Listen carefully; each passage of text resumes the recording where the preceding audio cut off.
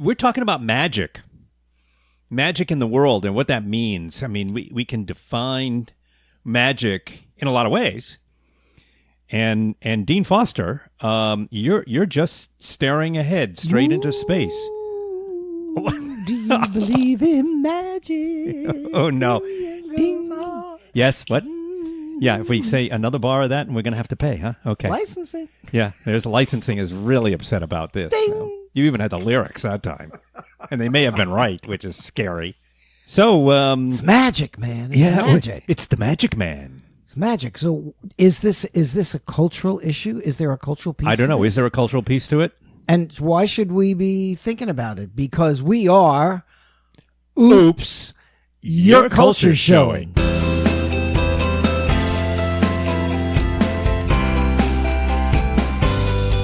And I'm Dean Foster, and you're Tom Peterson. And this is Did you forget my name? Yeah, thank you. That's why I asked.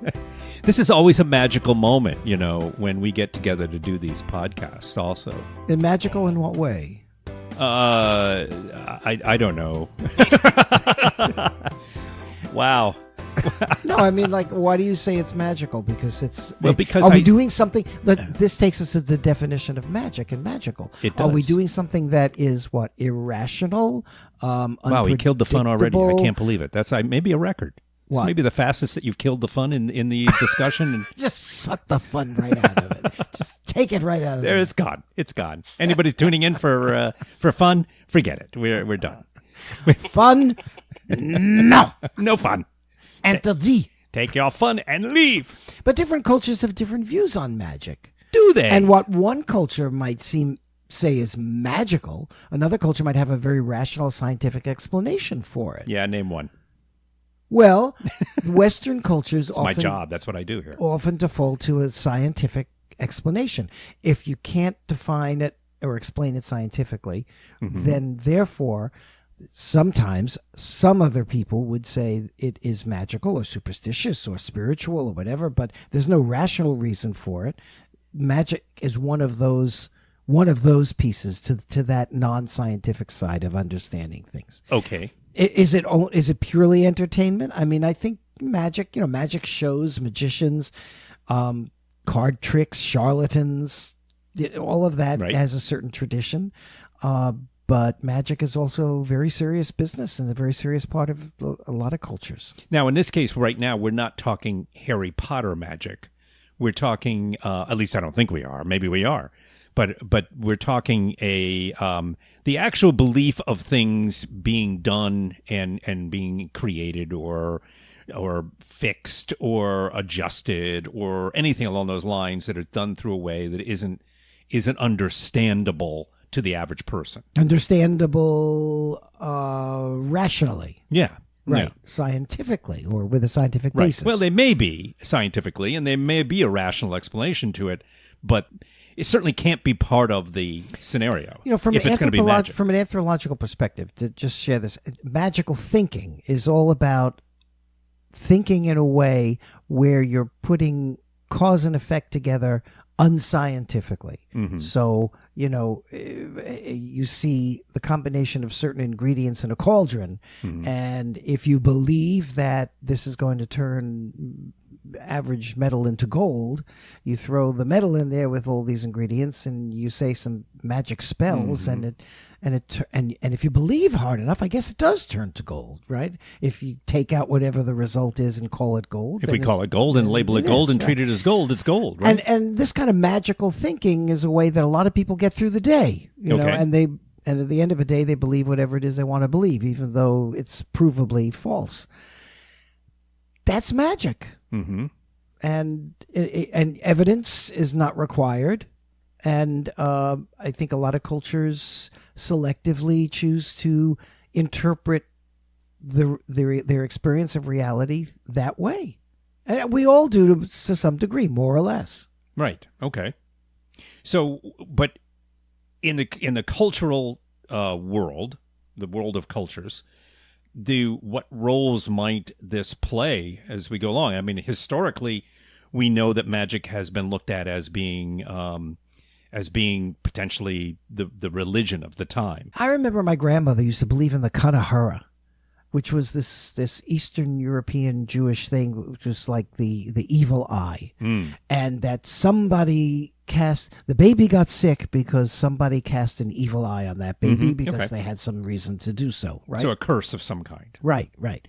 And so you had to do something to counteract the kanahara. Right, okay. You spit 3 times on the ground, and the evil eye will be protected. Now, did you have to spit through your fingers or anything like that? I know that's one thing that's done in some areas. Now, I don't know if she ever did that. Okay. Yeah, I don't remember.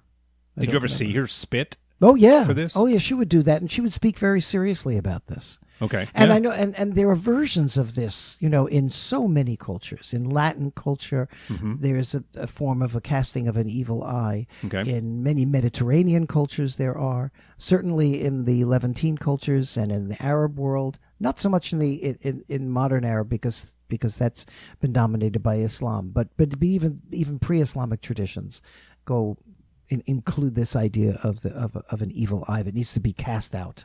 Mm-hmm. Okay.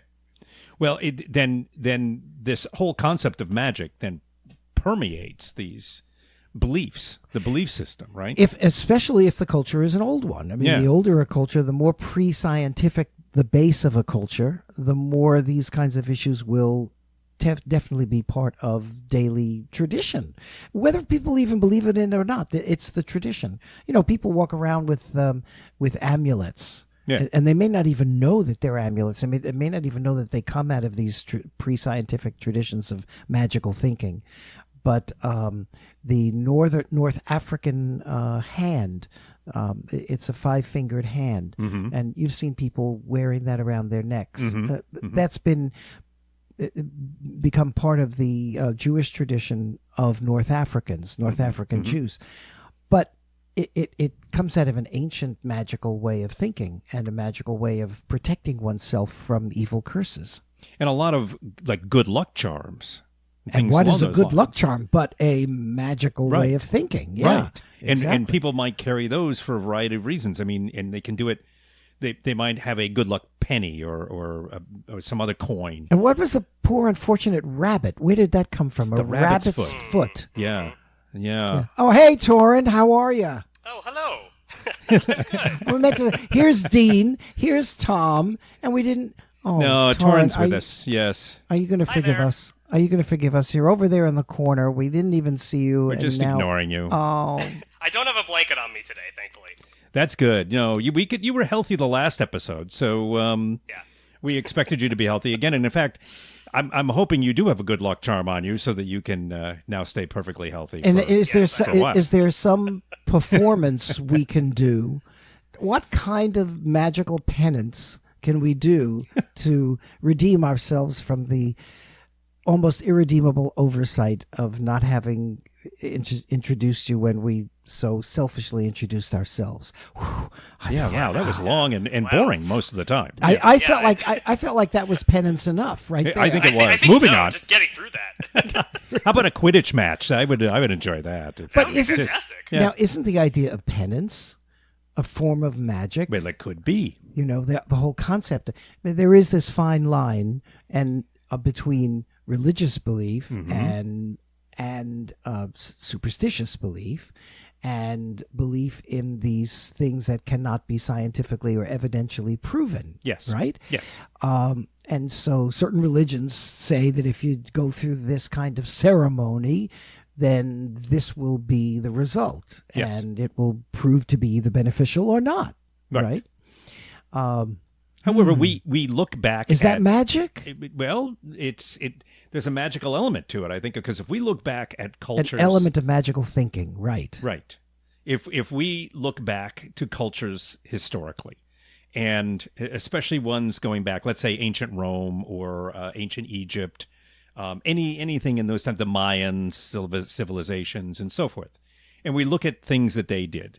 We look at them worshiping multiple gods that took part in trees and rocks or whatever it happened to be, and in ceremonies that were, and sometimes bloody ceremonies that some did. And we look at those and we say, well, sacrifice is a form of penance, right? So there's often blood associated with sacrifice, and we can look at it from a time distance, and say, well, it was sort of magic at that time. They were just, it was.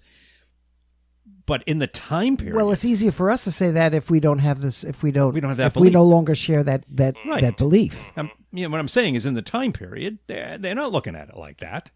I mean, maybe someone is, but most of them aren't. Right? Am I wrong? That's right. And if it's validated by authority, yeah, which is what authority does, because authority needs religion to get on with its agenda. Mm-hmm. So if it's validated by authority, it's really hard for an individual to step back and say, this is not so. Right. What you're saying is nonsense. There's no proof for this is a way to end up being the human sacrifice. That's right. If you start to call it out as fiction, you're in big trouble. Right. Right. And so in many ways that we might look at as being magical. I mean, in the medical world, when we look at medicine, I mean, certainly we can use the term. What doctors sometimes do is pure magic, but in reality, it's not. If we use the term, sorry, I'm sorry to interrupt, but did you mean to interrupt right then? Of course, I meant to. Of course, you did. But I'm still sorry about it. Oh, well, thank you. In one of the ways that we talked about, right there. Sorry, yes. Sorry. So I meant to interrupt, even though I said I didn't. Right. And I'm sorry about it, even though I'm not. No, you're not. But moving on from that. Yes, moving on. What was I going to say? I have no clue what you were going to say. We're talking medical magic. And, when somebody does something that's amazing, yes. we often use the word magical. We do. Because it's so unpredictable and we can't fathom it because we're not the scientist or the priest who did it. Absolutely. Okay. So that's the province of these people with special skills and talents. Mm-hmm.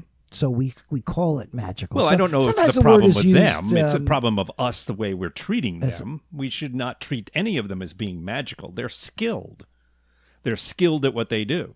Well, then the pickpocket who magically distracts you, or the magician who distracts you from the fact that he's picking your pocket, is kind of a skilled magician. Right? Absolutely, he is, and that is more. And there are magicians out there who get very upset when other magicians try to pass it off as being complete magic, not the idea of distraction and things along those lines, trickery. Trickery. Which is what it is. Isn't there a law that says that if you learn, if a magician tells you the magic, the trick, that you could be arrested for that? It's in the Constitution. Is it? It's in the Bill of Rights. I'm sure it is. That if you are told something by a magician, if you're told the secret and you tell the secret, done. Yeah, that's Finished. it. Done. Wow. That's harsh. Finished. Yeah. Well, stay away from Las Vegas. Then. I think every third person's a magician in Las Vegas, I'm pretty sure. It's the 28th. Is it the 20th? Can you look that up, Torrin? The 28th? Yeah, no, I just did. It's the 28th, yeah. Oh, okay. Thank you for that. And circling back to I also wanted to know about the source of the rabbit's foot. Is there a way we can find that out? Yeah, I'm curious about that too. I will. Is there a magical machine that might help you learn? Is there a magical machine? See, now there we go. Let's think about it. The internet. If you were born in 1919, okay, it's 2019. Right it's just 2 years before me. So if you were born, you have no idea how accurate that is. If you were born in 1919, and you somehow were in a coma or something, and then we woke you up, and you were then told you were 100 years old, which would be very depressing at that point. But and then you woke up, and suddenly here's the internet, here's wireless. Isn't that going to come off to you as magic? I mean, yes, of course. Until you learn why it isn't. It's the old trope parlor game where if you could take one thing with you and go back 200 years to your predecessors, what would that one thing from today be? Mm-hmm. And wouldn't that look magical? Absolutely. If whatever it was, right? What would you do? What would you bring back with you if you could? That's a really good question. If you could get a time machine, in order to get into a time machine and go back 200 years. I would bring my computer back with me. Your laptop? Yes. because it doesn't need to be connected to the internet. That would be something I couldn't bring with me, but I can bring the computer and hope that I could figure out a way to charge it occasionally. Yeah, I wouldn't bring the computer because there's no internet and there's no electricity. Yeah, but the internet doesn't make the computer. The computer can do amazing things without the internet. And to someone 200 years ago, they would be blown away by. But there's by the no idea electricity. Well, you gotta sparingly use your battery. Maybe a solar charger. I bring that with me so I could because whatever you bring that's electronic, you're going to run out of electricity. That's 200 years ago, you're saying? So we're back in the 1800s, the early 1800s. Yeah, there's other than Ben Franklin running around with a key and a kite, we've got no electricity at that point. I think I would bring a Band-Aid. Okay. Or in case you cut yourself along the way, which is smart, but I'm not so sure I'm amazed. It's the early 1800s. They bandaged people. Oh, that's true. That's true. The edges of this time machine. Velcro would be interesting. Velcro would be interesting, right? Yeah. Or a little antibiotic cream. Yeah, but would they understand the antibiotic cream? Sure, because back then everybody was dying from little thorn cuts and things. That's just a long-term magic trick. But yeah, you're right. You put it on someone and then they heal up. They'd think, oh, this is a magic potion, right? The term magic potion. Right, magic potion. Someone comes up with something, whether it was from leaves or whatever. Torin, what would you take back with you? I'm sorry, I'm just looking up rabbits. He's over there in his own world. He doesn't have that magic machine. No. Yeah. He's really looking his magic machine is not working right now because it's some days not so magical. I'm immersed in this because it's interesting. From what I'm seeing, and this is it's Wikipedia, so we're on the rabbit's foot now. Yeah, go ahead with a grain of salt here, but it appears to have. It says may have originated from a system of folk magic known as hoodoo, which came out of West Africa. Yeah, right. And the belief was that the rabbit's foot. So, rabbit is an animal into which shape-shifting witches could transform themselves. Okay. Hence, from that, it was believed if you took off a piece that it could be good luck, and you would wear it around your neck. Well, and the basis of cannibalism in many cannibalistic tribes around the world is to eat something of the body of the person that you capture. Right. And then you're bringing that quality or that aspect of that person strength into you. Mm-hmm. Right. So oftentimes if you were served up as dinner in these cultures, it was an honor. Sure. I'm not sure where I could go with all of that. I'm going to get in trouble. I'm pretty sure. I'm sorry, Dean. What was your question before? Now that I looked that up. My question was, what would you take from today if you were magically transported back in the time machine, which is also magical, right? Yes. To your predecessors and could bring something from today to show them. Oh, that's a good question. I mean, the smartphone jumps to mind. I don't know if you've already mentioned that, but that's the difficulty would be you don't have the internet, and you don't have the electricity, use. And you don't. And again, I mentioned a laptop computer because it's got its own memory, so it has stuff you can work with. But you also have to have a way to recharge it, or you can only do that for a short period of time. Right. Yeah, that's true. Dean mentioned an antibiotic cream, so that you would have like a magic potion. That's pretty good. Yeah. And tacos. Tacos is good. Yeah. I'm sure they didn't have tacos 200 years ago. No. They didn't have Taco Bell, so there you go. I'm taking it back to my predecessors. Okay. Of course, if I were Latino and I were going back 200 years, in Mexico, they had tacos. They bring a bagel back. Better tacos. But all my predecessors had were pierogies and bagels. There you go. They didn't know about tacos. If they knew about tacos, they never would have invented gefilte fish. There you go. We don't need this. Which is a whole podcast in itself, gefilte fish. But I also want to know, Tor, real quick, if you're looking things up in the magical machine that you have there, where does the source of the shamrock come from? The lucky, What is it? The Lucky Charms. Lucky Charms. Lucky Charms. And it's because it's been transmuted in America into all these from these Irish cereal now, Irish that's what it is. symbols, but Yes. mainly Irish and Celtic is where their source. While listening to this, you may think, hey, I wonder, well, if you have a question like that and want to ask us, there's a couple ways you can do it. One would be through email, which is oopscultureshow@gmail.com. That's OOPS cultureshow@gmail.com. And then there's also our handle on Twitter, which is Oops Culture Show. That's OOPS Culture Show. I know. It's not original, but it works. Okay. Torin, have you come up with anything on Shamrocks for us? The Celtic symbols. I have.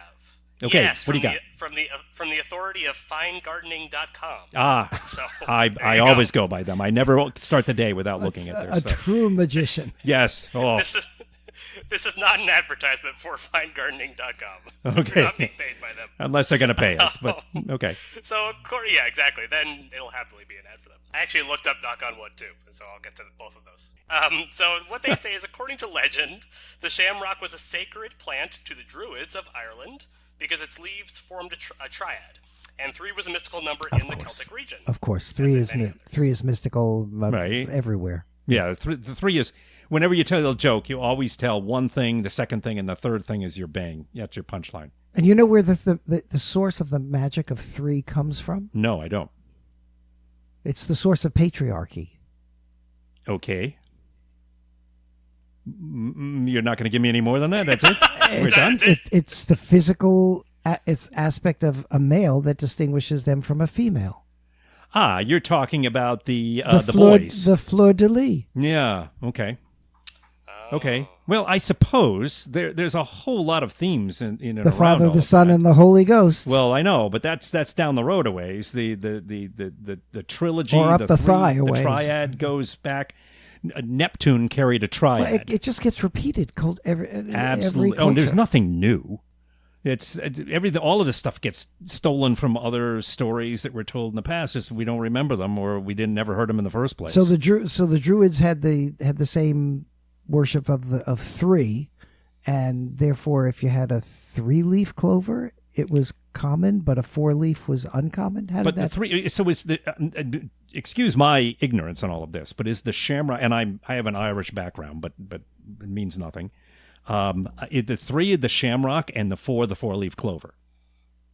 Is that correct? I believe so. Okay. Well, we'll go with that for now until you tell us differently. So the 4-leaf clover then is just 4-leaf clover, and it's considered good luck. Did you find out why? No, I don't know. Okay, great. Thanks for your help. We didn't ask him that. Why the hell is he here? No. Do we have any idea? Fine gardening- Why even finegardening.com. assume that he would want to go there? Did not provide that.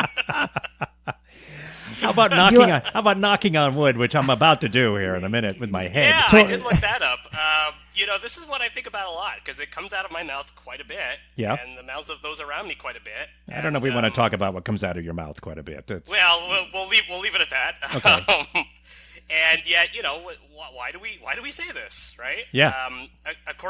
This is according to Wikipedia, so grain of salt. But what they say is obviously this is something we say in the U.S. quite a bit. It also is said in Britain. It's said in Australia. It's said in New Zealand. So there's an it's said in Anglo-Saxon, South Africa, Anglo-Saxon and said in root. Ireland. So we're gonna take it out of the UK area there. That Anglo-Saxon it came out of or Celtic, Anglo-Saxon. perhaps. Perhaps. Well, Yeah. so according to this article, the origin of the custom they say maybe, so obviously there's some uncertainty, but maybe in German folklore, where supernatural beings were thought to live in trees and can be invoked right. for protection. So you gotta knock on the wood and get them to come out and help you. Wake Yeah, up. so it's sort of like warding off the evil eye. Right? Sure, It's that makes warding off perfect this- sense. Asking for protection then. Yeah. Well, if you believe that there are spirits in the wood, In the tree. in the wood, with a tree or whatever, then you say, "Wake up! I need your help." I guess is what it is. Right. Okay, and that's going back a ways into German lore then for those types of things. There's something interesting. I think we can connect to this really very profoundly. If you walk up to a tree Mm-hmm. and knock on the tree. Mm-hmm. In that experience, there is something very human about calling out a spirit from inside the tree. Okay. Have you been doing this recently? I do this all the time. Do you? I think it's time to call someone, right? As soon as possible. I'll get on this. Okay, thank you. I've got him trapped in here right now. So See, You go get that's the perfect response by people who don't believe. absolutely it is. The non-believers. Then you're And insane. the authority will try to lock Or you're you a up. witch and we drown you. But if as we keep talking about this, I'm realizing that the idea of magic, I mean, the appeal of it is huge because I believe it's the foundation of all these religions that we can look at much less controversially, the ones that have already kind of gone away. Like because you can't start to say these things about the things Well, that we people can, however. currently believe, because then you're asking people to we may get to believe it suspend as a their fiction. actual belief system. And that's a very uncomfortable place to Very be. uncomfortable. And it's always been there, regardless. As far as we know, in every kind of culture, in every kind of group of people of any size, there's been some form of this Right. that people have gone to. Okay, here's the thing. Magical Wait, thinking. hold on. This is the thing, Torin. Get a pencil out and write this down. Okay, I'll note it. Magical Okay. thinking is magical thinking is magical thinking, whether it's applied That's to brilliant. religion or to superstition or to Right. or to turning a piece of wood into gold. But here's the thing. Oh, no. It's another thing. Oh, I Thing gotta make two. another note. Okay. Thing two. Yes. Anybody can believe because it's all about faith. It's about faith and what you choose to believe, and right. that That's cannot right. be challenged. If you Right. say, "I believe there are fairies in the bottom of the garden," Mhm. if you believe that, okay, I can't challenge that. That's I right. can say, "I have no evidence to that." Yes, and I can do say, not believe and that. I can say scientifically that they don't live in the bottom of the garden. Mm-hmm. And therefore, I can choose not to believe in it. Mm-hmm. But if you choose to believe in it, even in the face of scientific evidence that they don't exist there, I can't challenge that. Mm-hmm. All right. Therefore, is it a superstition that the fairies live on the bottom of the garden? Or is it a religion? But you're believing that the fairies live on the bottom of the garden. The only way it becomes a religion is when authority steps in and says, yes, there are fairies at the bottom of the garden. And then... And here's the structure we're working And then in. you got 100 people or 1,000 people or 1,000,000 people saying there are fairies at the bottom The of the garden. theologians would probably, they may debate that. I don't know. But I would say that that's the essence of who they are. And if you look at human history, you begin to catalog the amount of fiction that has been authorized as fact by authority. So you had Absolutely. Roman gods, you had Greek gods, you had Hittite gods, you had Judeo gods, you had Egyptian gods, you had the Chinese Mayan gods, you had the and Aztec the list goes gods. on and on. You and all forever. And everybody in that group Uh-huh.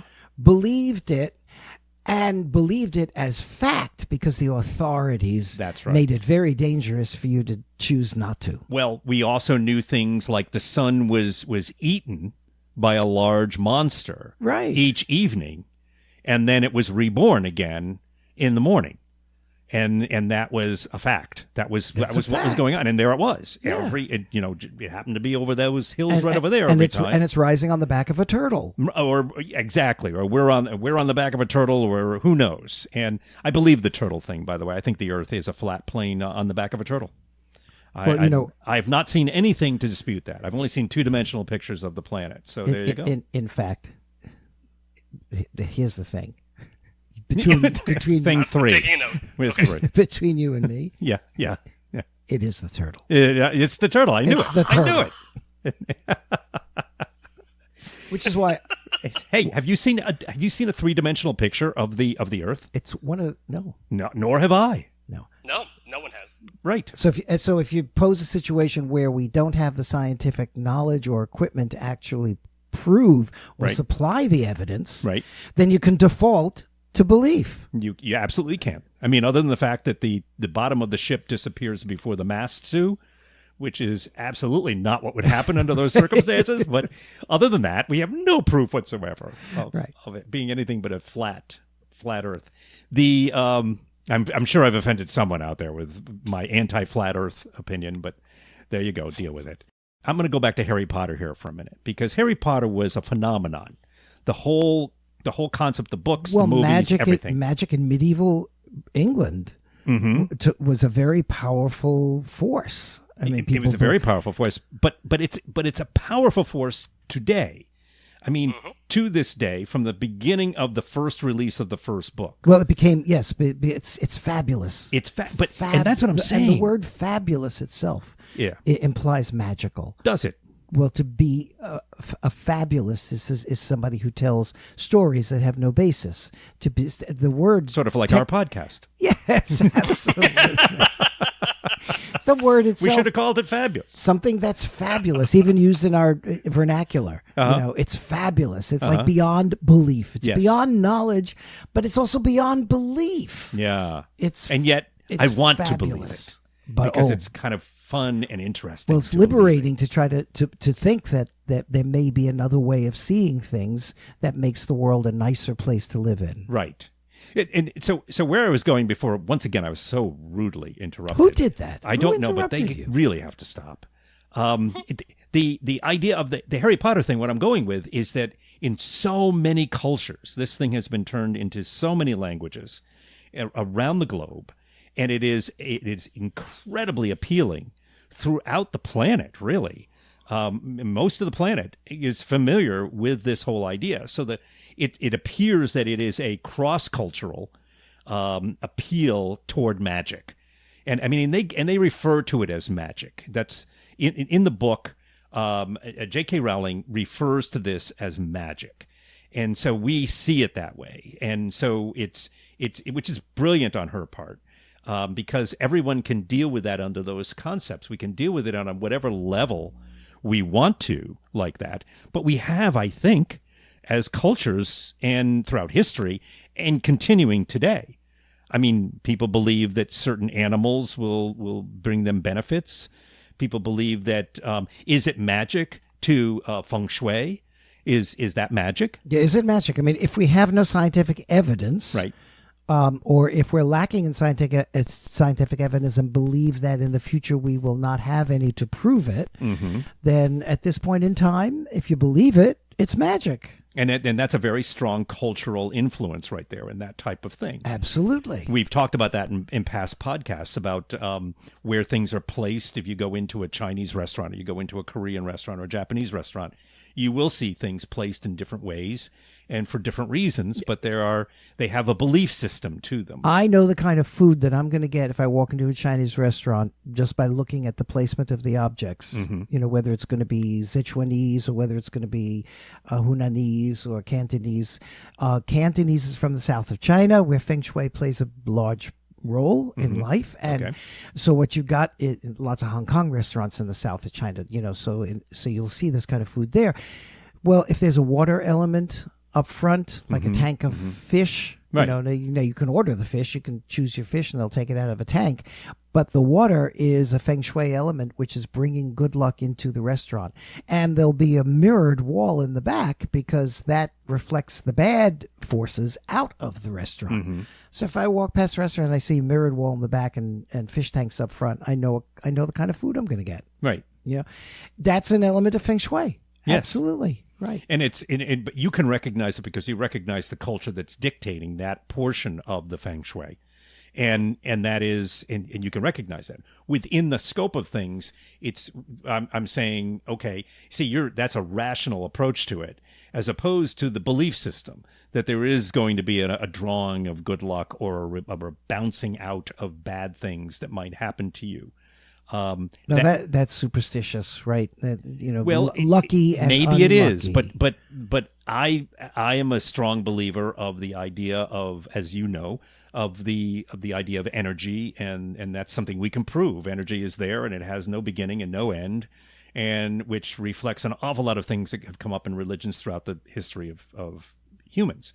But beyond that, in that energy, we don't really know much.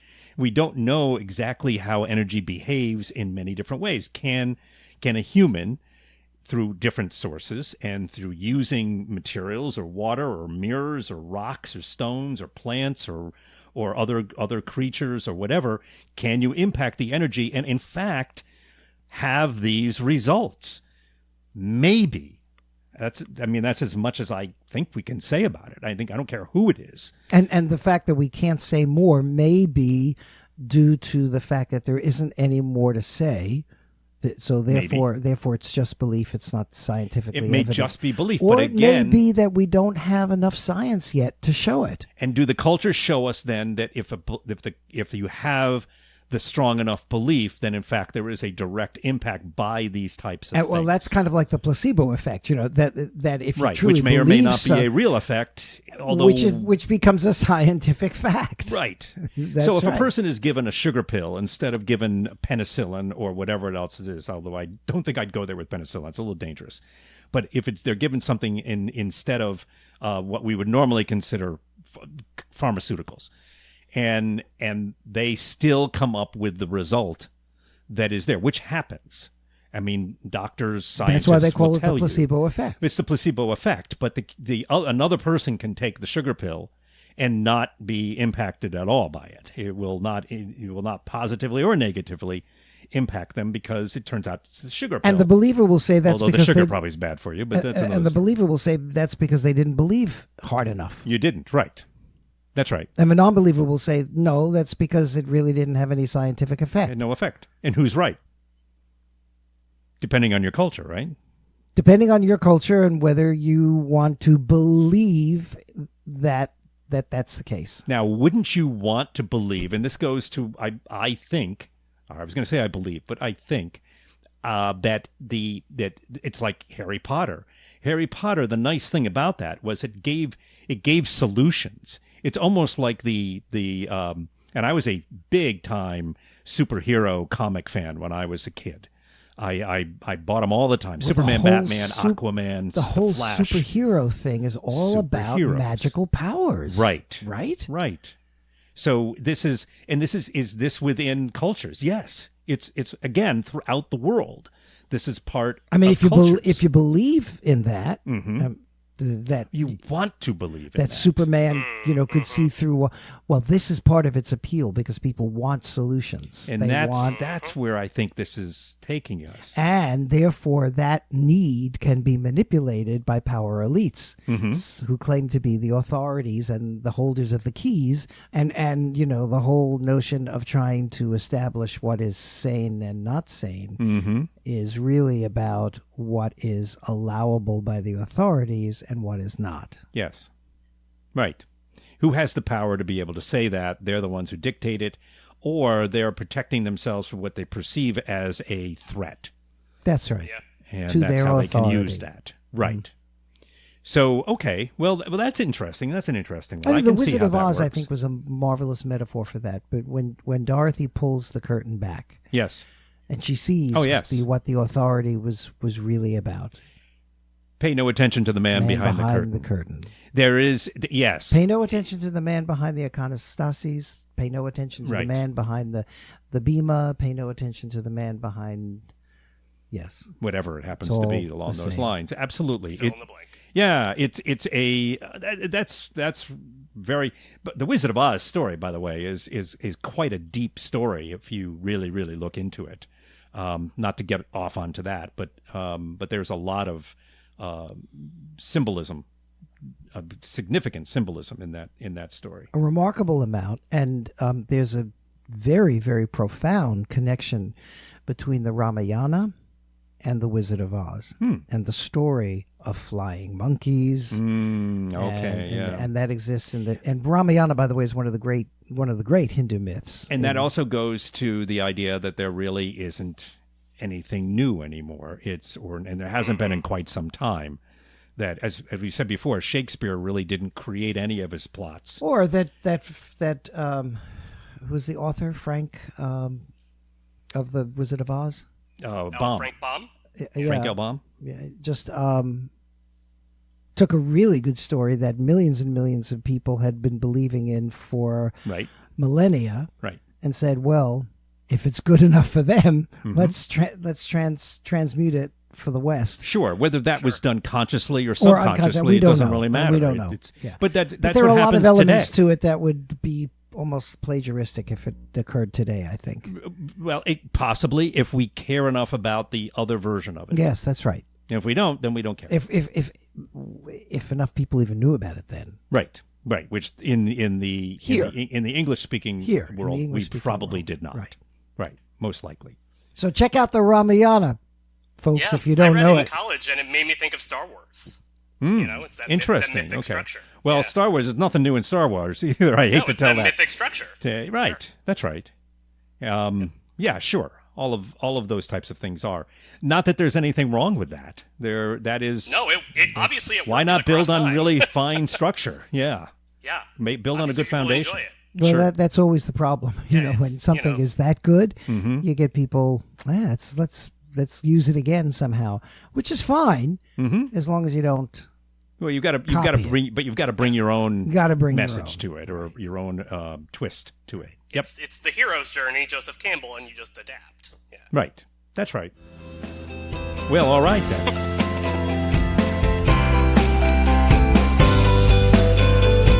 Okay, listen, the way to get hold of us is oopscultureshow@gmail.com. And our Twitter handle is oopscultureshow. Whether this is the first episode or the third episode or whatever episode that you've listened to, if you're still listening at this point, I think you might like this. And if you do, you should really subscribe. That's the best way to go, really, honestly. I know what I'm talking about. All right, so just subscribe through iTunes or through wherever you get your podcasts from. But do it today, okay? Subscribe. Thank you. I never got the fortune-telling thing. Well, that's because they tell you things you don't want to hear. No. They tell me no. They don't. They sometimes tell me things I don't want to hear. I remember one time I went on a fortune-telling spree. Did you? I did. I went to 4 different fortune tellers. I wouldn't believe anything he says from this point on. In one day. We went from one fortune teller to another. And the thing about it is this. Why would I give my money? It's like why would I give my money to somebody who, if they knew the future Right. for everybody else, Right. why would they be doing this? Right. And why wouldn't they just do it for themselves? Absolutely. So Just it's go to like- the stock it's like- market and make $1 billion and move on. Well, it's like this. That's the same Instead thing. of you have It's like- this crummy little storefront. Right. It's the same reason why I don't want to give my money, the little that I have, to a stockbroker. Because if you knew how to invest my money, then you don't need my money. Right. You shouldn't need my money. Just go invest the money you have and live happily ever after. Exactly. Right. Now, I know there are lots of other reasons why I need a financial analyst. Of course, I need an analyst. Yeah, see, you're believing in the magic. Right. Though, I but need an there you go. analyst in a lot of areas. Right. But nevertheless, why would I need a fortune teller? Why would I believe with a fortune teller? Well, but it goes to so many other areas too. The groundhog in the U.S. The groundhog. Day. But here's my point. Here's the point. Hold on. Hold Torek, your get a pencil. groundhog idea. Okay. Hold your groundhog idea. Yes, I've got my groundhog. He's got no idea. He's got no idea at all. Nothing. Why am I not surprised? I'm not surprised. It had something to do with the fortune teller. Yeah. And you had to go to the here's the point. groundhog, and then it flew out of my head. Throw it on me. That's why I'm here. Okay. Oh, wow. I'll just take my blame and move along. Oh, is it time for magical penance on my part now? I think it is. I think it might be. Yes. I think you should feel very sorry for me right now. What I was going to say, let me go to my groundhog, and you can sit over there and try to get it back. magically remember what Right. you have forgotten. The groundhog is this silly superstition that came about, who knows why, which I think it's simply meaning we took an animal, and this is in the U.S. I do not know if they do it anywhere else in the world. Hopefully, they probably do their own versions, but it's an incredibly stupid superstition. I'm sure the people in Puxatawney, Pennsylvania, will be very upset about me saying this. Yes, but it's, hopefully they're not but it's listening. Stupid. Sorry. Yeah, sorry, Puxatawney. I'm Are sure we you're all really lovely sorry? people. No, I'm not sorry at all. Okay. So if this large woolly furry rat It's not that large, thing, right? well, it's bigger than a regular rat, except some of them in New York, but most of them. And when that comes out of its burrow, its den that they keep it in, and it comes out, if it sees its shadow, it goes back in, and there's 6 more weeks of winter. Supposedly. Well, no. There are 6 more weeks of winter. But it'll be a rough winter or a mild winter. Right. It's either you're gonna get over and have a little bit what we would refer to as maybe an early spring. Obviously, this is only important to people living in climates that are seasonal, specifically seasonal. So that's the idea. And if he doesn't see his based. shadow, or she doesn't see her shadow, is it a he or a she? I don't. Puxatawny Phil, I'm assuming, but it could be short for Phyllis. But or Felicia. Mm-hmm. What was yours? Felicia. Or Felicia. Okay. But I don't believe it is a male. And we'll use they and move on from there. If they see their shadow, and then 6 more weeks. If they do not, well, then spring is right around the corner. Now, over the years, this has been shown to be utter nonsense. And it really isn't a safe prediction. Not to mention that like every little area now has some critter who is doing the same thing all on February 2nd, which is known as Groundhog Day.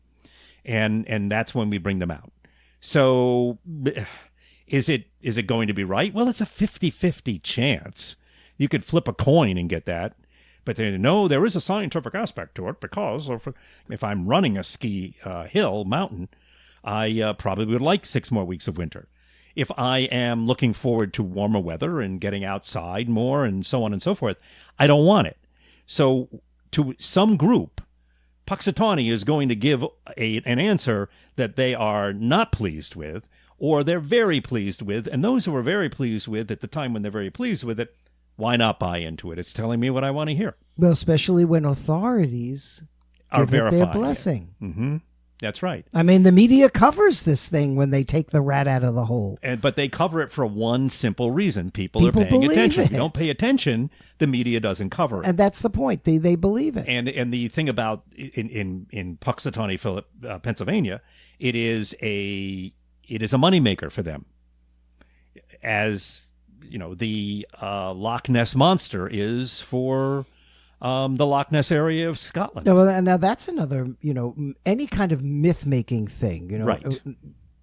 There's a magical element to myth. Yes, absolutely. Right? The Yeti. Myth is a magical story. Mm-hmm. It's a story based on a fabulous creature. A fabulous creature that may have threads of reality and truth to it. Or the gods, which is why the gods always looked human. Mm-hmm. When they were depicted, so that the listener to the story could relate to the myth. Sure. Right. I mean, if you make the gods featureless or looking like something else, if you made them look like a different creature other than humans, and they had different attributes, right? So a lot of the Greek gods would be, the satyrs would be half human and half horse, is it? Yeah. Right? And that would give them certain attributes. And back to your point about the magic of charms and animals having certain characteristics, and animals being able to, so the wise fox, yes. the wise owl, the sly fox, right. The giving them human characteristics, right. And you have not to slander their beliefs in this part of the system, but the cows in India, and the relevance that they have to the greater mix, and all of these things intertwine, whether they are based on more of reality or stronger beliefs.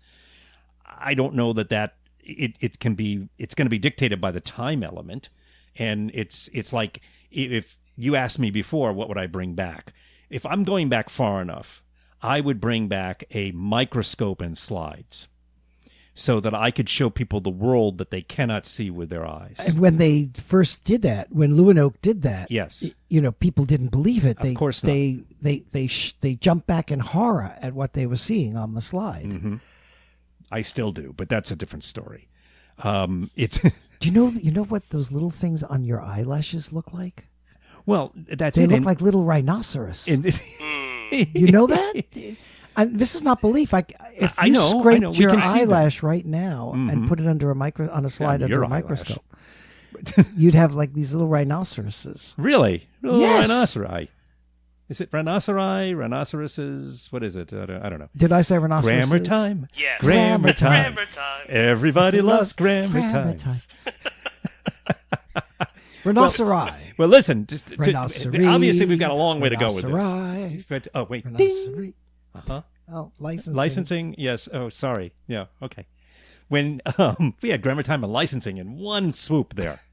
It was big stuff. When are we going to have grandpa time? Speaking of... Oh, right. We forgot about that. Yeah, well, we will do that. We've got an upcoming podcast, actually. We're going to do Grandpa Time. That's good. About elders and younger, that's right. and youngers, too. So well, youngers, age, and how different cultures view age and aging. That's coming Yes. up. As well as you're going to tell us about New Zealand and your trip there, because you have... an absolutely fascinating culture, and the Maori beliefs. And again, here are Maori beliefs, and See how one we could tie view it it as together. superstitious, or one could view it as cultural, one Yep. could view it as religious. But they're magical because, And it's certainly because not- many of them have no scientific evidence Right. to support them. Right. And yet, even just the microscope itself, things that could have been happening that people said, well, that can't be real. That's not... The microscope may have said, but it is real. It is real, right? It may have, and they did not have that before. So now all of a sudden you've got this tool that opens up an entire galaxy, universe that we didn't realize was right there around us. And science was saying, no, there's nothing there.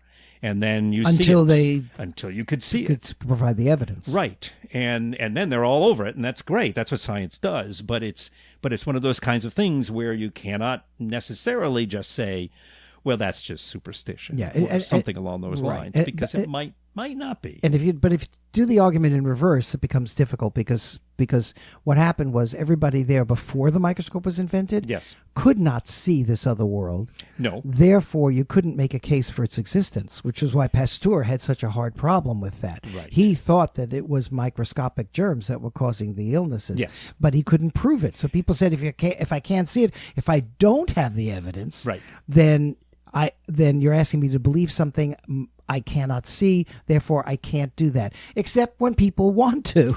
Except when it's a good thing for them. Right. If it's penicillin, that's a good thing. No, but then they'll believe in, all sorts of amazing, fabulous stories Right. that have absolutely no basis whatsoever, Right. but that are given by authority. And then the response to that is, even though I can't be proven, I believe it anyway. Well, yes. So, Look, it works in both directions. but I'll give you another area too, another aspect of that, and then I have a fortune to tell here.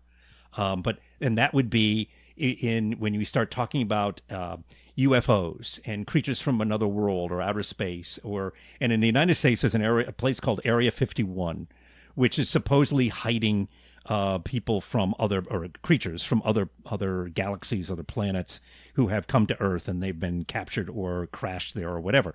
And they have there, and that is to this day. Now, the fun it's thing called about that New York is City. the authority It's where everything in the world is. well, yes, true. Right. That's Area 51. That's Area 51. But the funny thing about that is that people keep responding to that, and it grows and grows and grows and grows in power.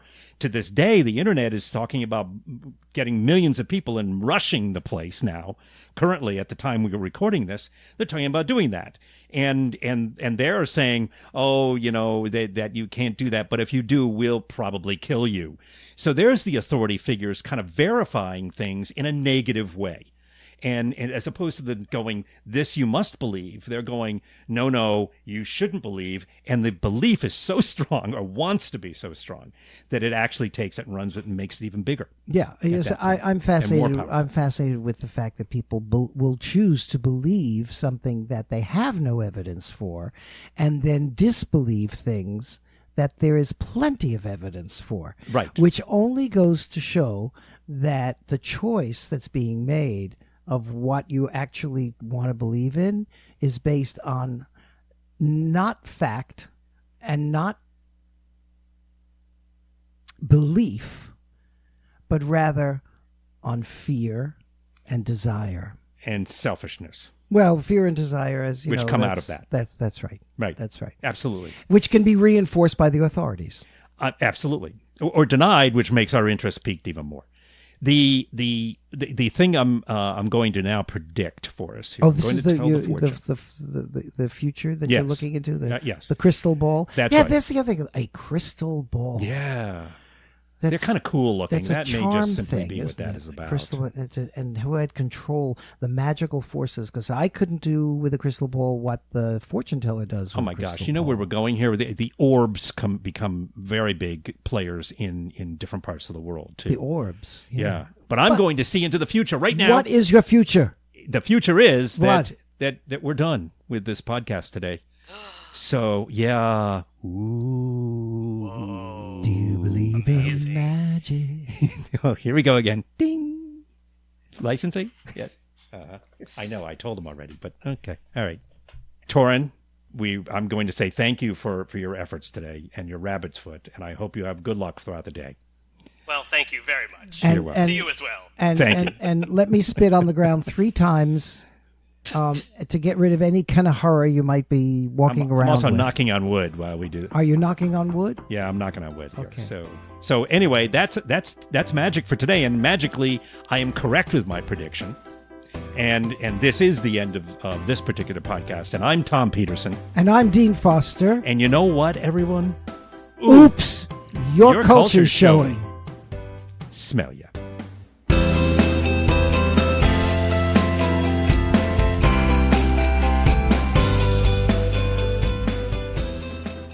Just want to bother you one last time to say we're a brand new podcast here at Oops, Your Culture's Showing, and we could really use your help by subscribing to the podcast. And not to mention that if you hung around this long and you liked what you heard, well, this makes it just easier for you to get the podcast. They'll pop up for you whenever they're released, so you can listen to them on your phone or your computer or however you listen to them. And it's easy to get, too. Just subscribe using iTunes or wherever you get your podcasts from. It really isn't hard, and we could really use your support. So, from all of us here at Oops, Your Culture's Showing,